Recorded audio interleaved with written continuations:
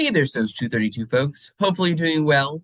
I'm a little bit stuffed up at the moment, but I'm here to give you a quick lecture on Module 1 and talk about the introduction to the social survey research stuff and get you squared away so that you can go into the GSS, that you can download and install Jamovi, and make sure you download the 2018 data set. I will have the 2024 data set posted for you all in Module 2, and I'll also put them up on Canvas for easy access that you can utilize them so you can do well for blog posts and everything else going forward.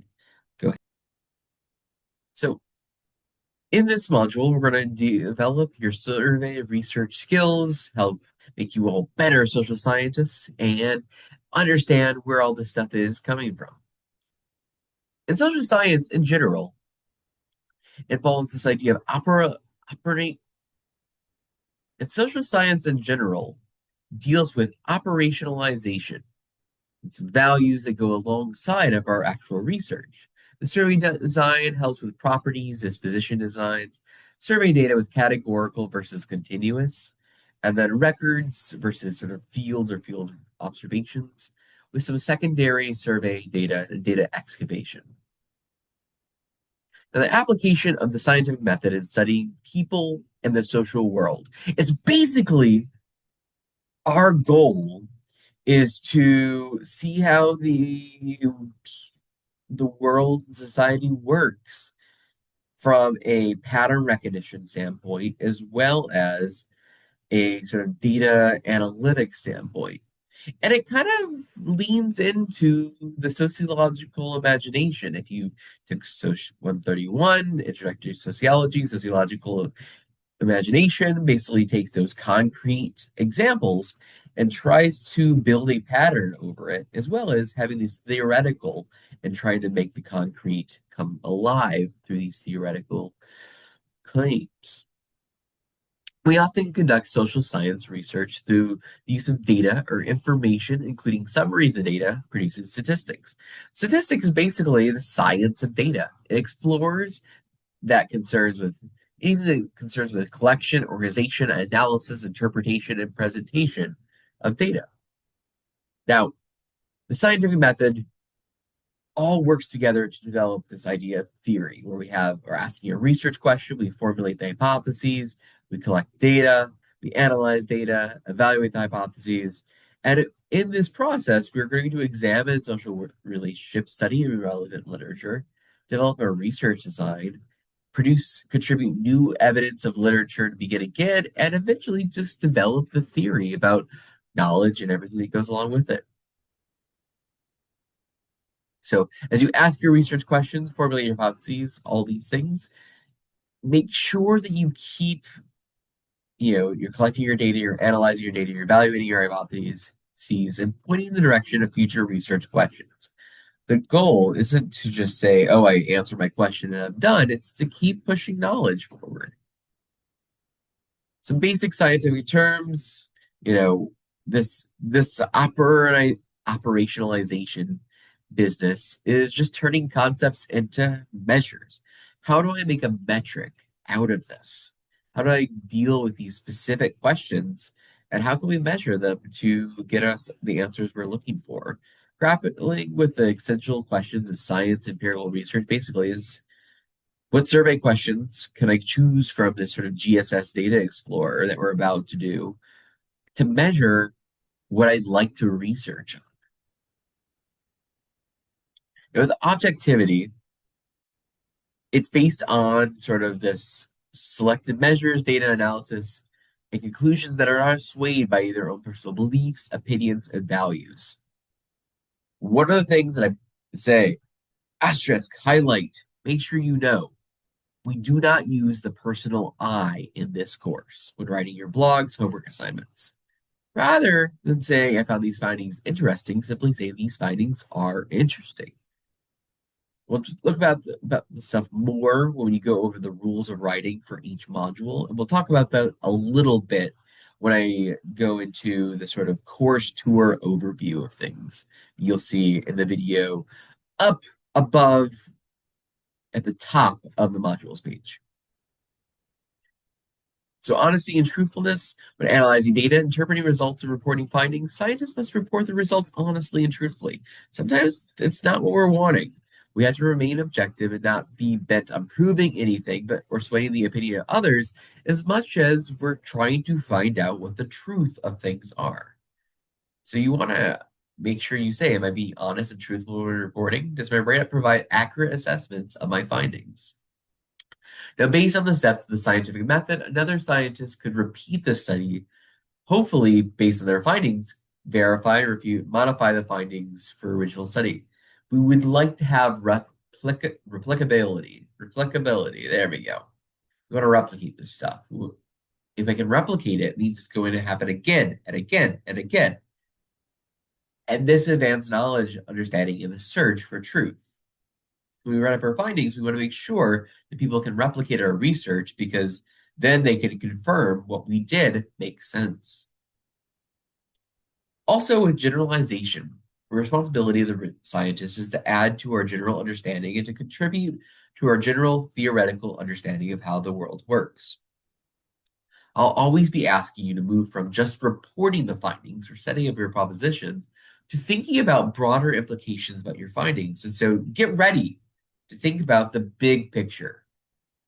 Always, when you're doing this homework stuff, the blog post stuff, think about what goes next. If you were to find this information, get these results, how does it change policy? Is it making sense in the overall structure of things? That's important. It's always worthwhile to be an organized skeptic as well. The responsibility of the scientists is to question the scientific research and research design that have come before them, to improve on methods, measures, and findings. That's why at the end of all the future homework problems and each future blog assignment, I'll be prompting you to discuss how we can improve our measures, and all future research designs could be exploring this sort of idea of truth and understanding.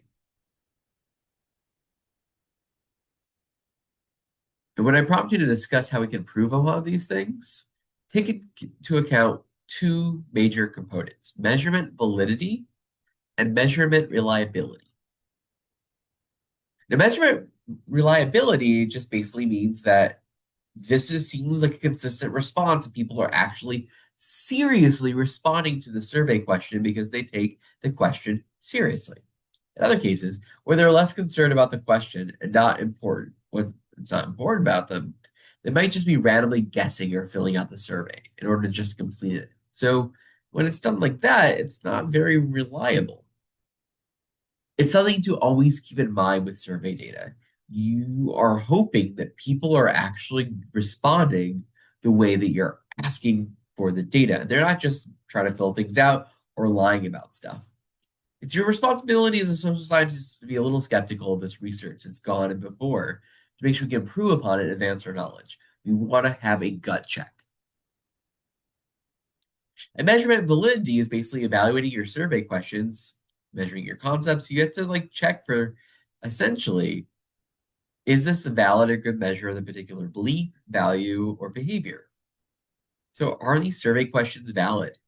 Is it a good measure? We see it, but does it actually do what we're hoping to do? Or are we measuring something else by asking the question? Be aware of this too when critically evaluating survey data. Remember, this is your responsibility as a social scientist to be skeptical of the research that's gone before, so to improve upon it and advance our knowledge and understanding. In other words, is the valid survey question provided, or can we do a better way to measure the whatever thing we're going to look up?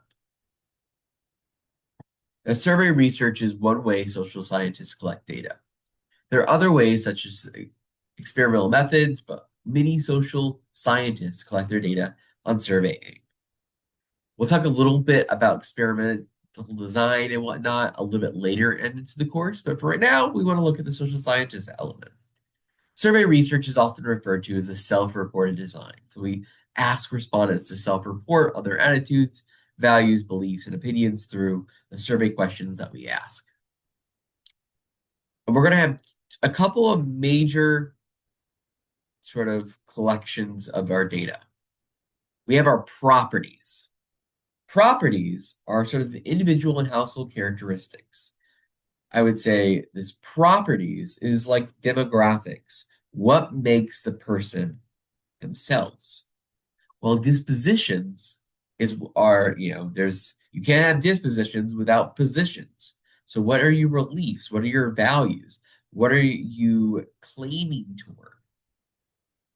And generally, we often look at whether there are certain properties that impact individuals' dispositions. And sometimes we would say do certain dispositions have a relationship to other dispositions. The ultimate research questions basically are the effects of these properties really impacting beliefs? So a quick review, scientific method, operationalization, there we go. Basic values of science with objectivity, replicability, honesty and truthfulness, generalizability, Brennine skepticism, survey research, self-reported design, properties and dispositions design, and making sure that you have an understanding about how we're actually going to structure and analyze our information. It's a good little bit. Take a short break, and we'll, going forward, test your knowledge. There's going to be quick quiz questions that will help prepare you for the module quiz and check yourself out going through all these things.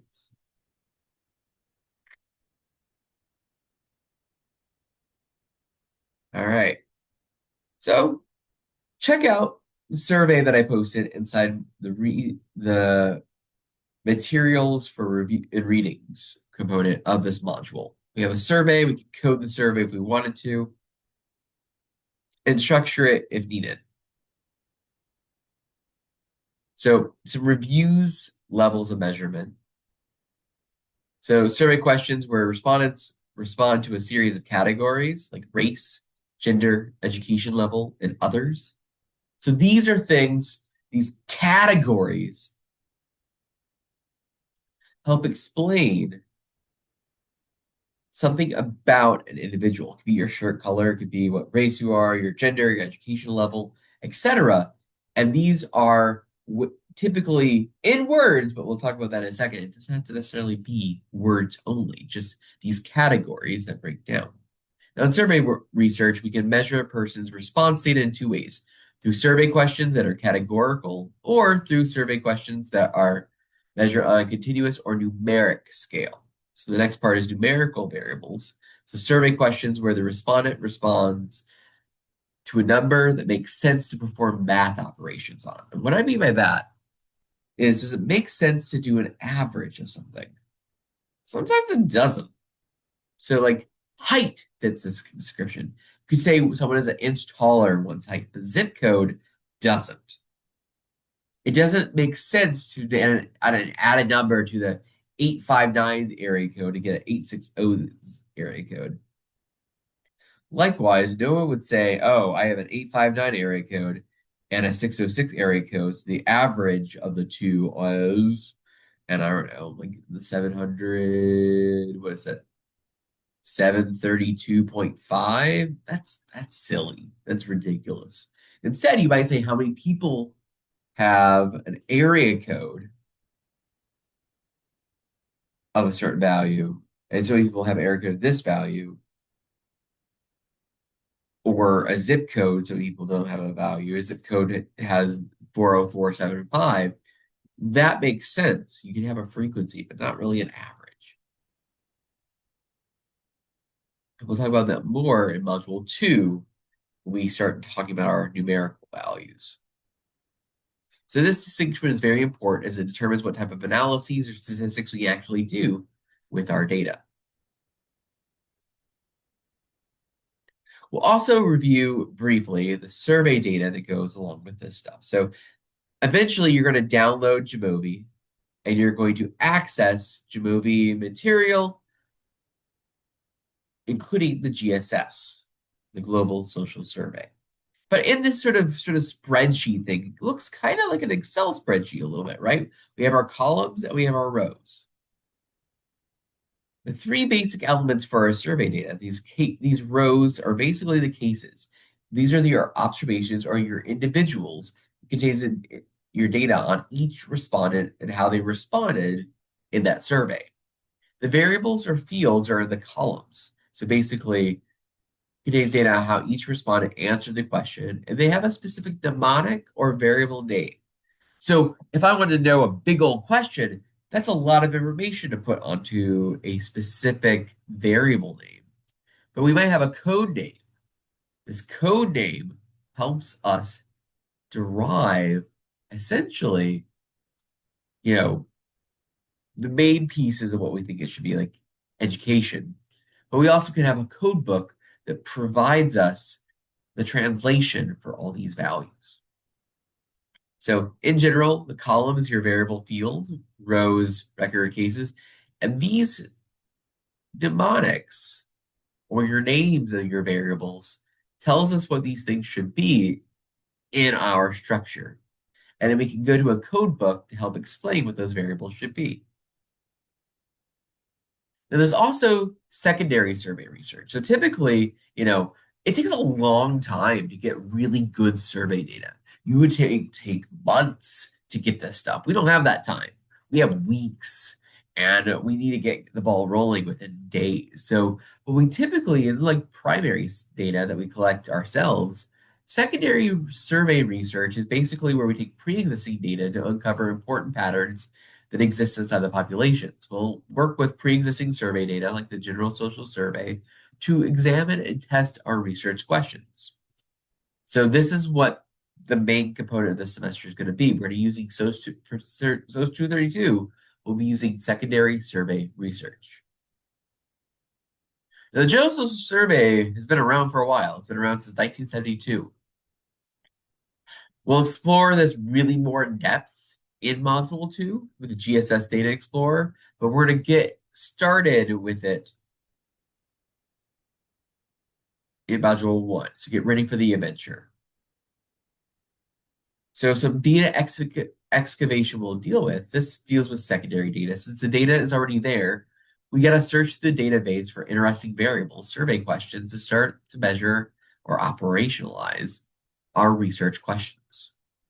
Through our explorations of the GSS and Jamovi, we're going to begin our journey into data excavation, which is a very foundational step into data mining. So be sure to watch the instructional video on how to use the GSS Data Explorer. This is in Module 1 stuff.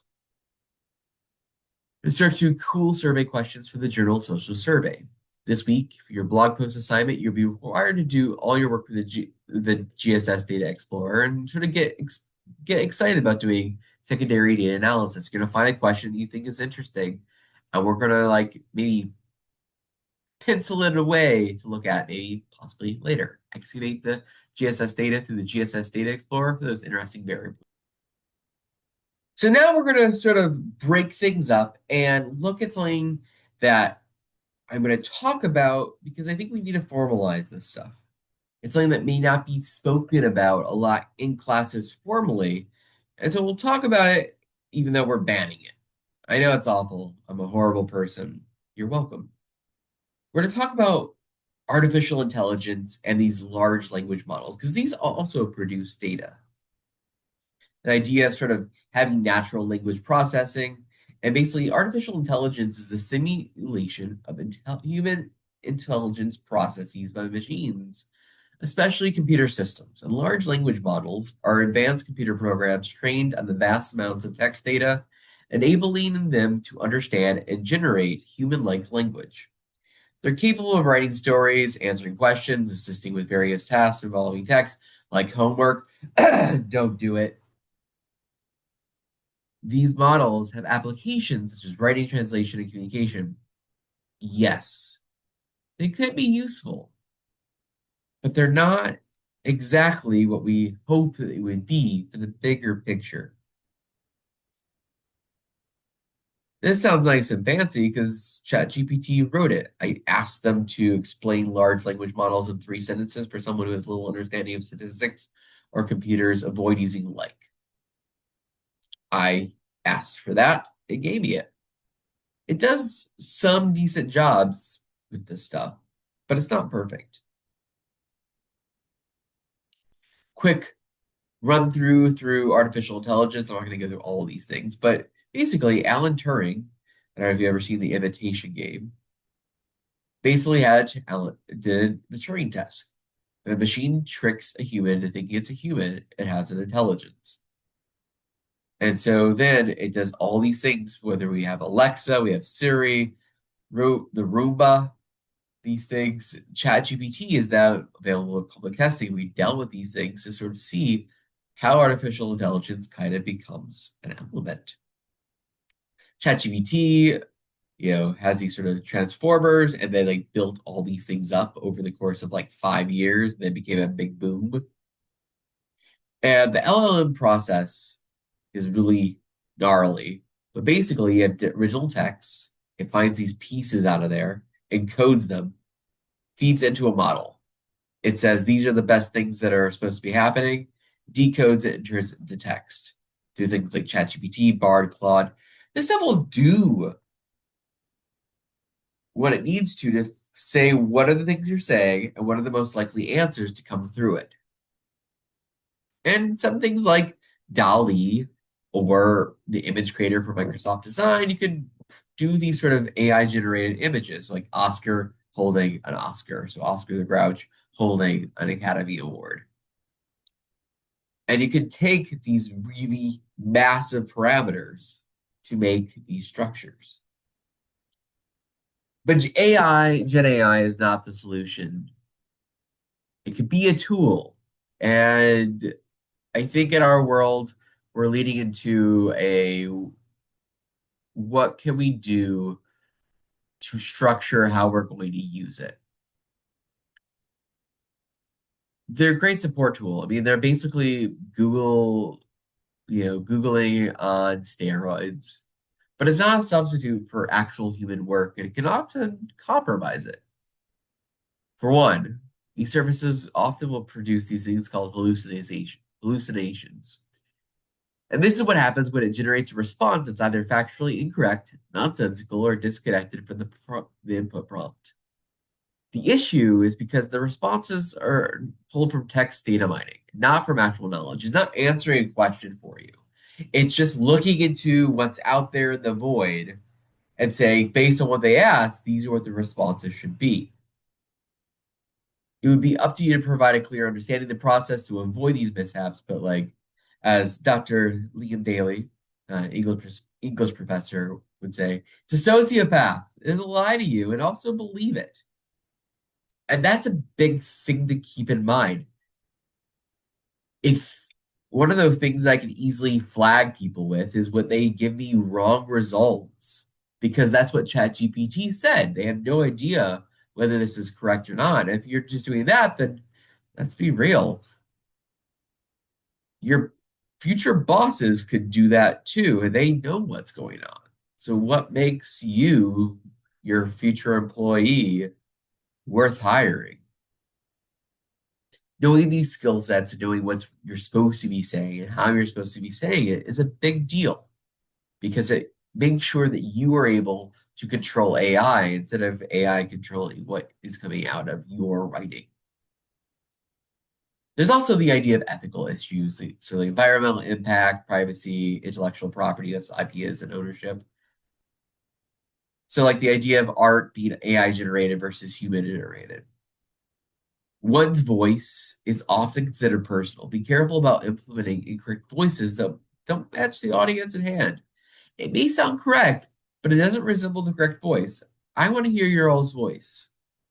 I don't care what AI can tell me because honestly, it doesn't matter to me. What matters more is that you all are telling me things that you all think about. That matters more. So give me your own voices. Because AI, while it can produce data, reproduce data, looks okay. In the bigger picture, it's usually not. So to quickly review in levels of measurement, categorical versus continuous, and survey data, records versus variable fields, variable names, mnemonics, doing secondary data analysis, general social survey, GSS Data Explorer, data exploration, and investigating generative AI. Feel free to take a short break. Before going forward, go ahead, test your knowledge. What you learned so far, this is the last batch of questions. And other than that, as we go through, you made it through module one. Go through, make sure to download the stuff, post on the blog, do the quiz, and I will hopefully see you all tomorrow on on talking about office hours and whatnot. But otherwise, have a good first module, folks.